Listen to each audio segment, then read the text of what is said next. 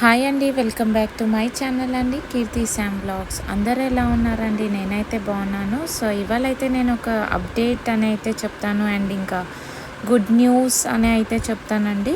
So వీడియోలో వెళ్ళక ముందు మీరు నా ఛానల్ని ఫస్ట్ టైం చూసినట్టయితే ప్లీజ్ నా ఛానల్ని సబ్స్క్రైబ్ చేసుకోండి.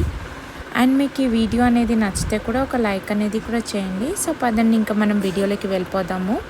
సో ఫస్ట్గా నేను ఇదైతే గుడ్ న్యూస్ ఎందుకు చెప్తానంటే, మనకి ఓల్డ్ మారేడ్పల్లిలో వచ్చేసి మనకి జబర్దస్తిగా డబుల్ బెడ్రూమ్, అంటే కేసీఆర్ గారు కట్టించిన డబుల్ బెడ్రూమ్ అయితే ఆక్రమించుకొని అక్కడైతే ఉంటున్నారండి. సో ఈ సమాచారం అనేది మనకి అక్కడ ఉన్న ఎవరైతే మెంబర్స్ ఉన్నారో వాళ్ళే కంప్లైంట్ చేస్తే రెవెన్యూ టీం వాళ్ళు వచ్చేసి వెరిఫై చేసి అక్కడ మనకి కొన్ని ఇల్లులు అయితే ఖాళీ అనేది చేయించారండి. సో మనకి ఓల్డ్ మారేడ్పల్లిలో వచ్చేసి 22 బ్లాక్స్లో 468 ఇల్లులు గవర్నమెంట్ అప్పట్లో 2022లో కట్టిస్తే మనకి ఫస్ట్ ఫేజ్ రిలీజ్లో వచ్చేసి 273 ఇల్లులు అనేవి ఇచ్చారు. సో అంటే మనకి 468లో మనకి 273 మెంబర్స్కి అలాట్మెంట్ చేశారు.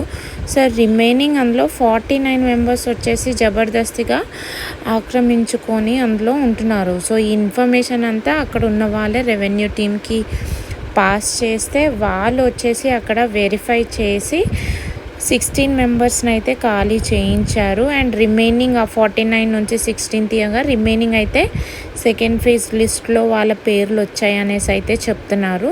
సో అది కూడా మనకి ఇప్పుడు వన్స్ అఫీషియల్గా సెకండ్ ఫేజ్ లిస్ట్ ఏదైతే ఉందో అది రిలీజ్ అయిన తర్వాత వాళ్ళకి ఇల్లులు అనేవి అలాట్మెంట్ అనేది చేస్తారు.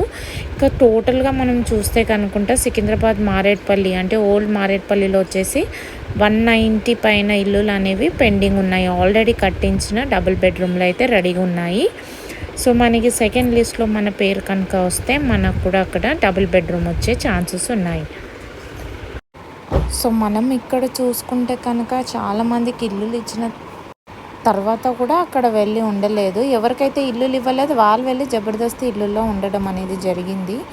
సో ఎవరికైనా ఉన్న వాళ్ళకి విలువ తెలియదు, లేని వాళ్ళకి విలువ తెలుస్తుంది అంటారు కదండి, దీన్నే అంటారేమో.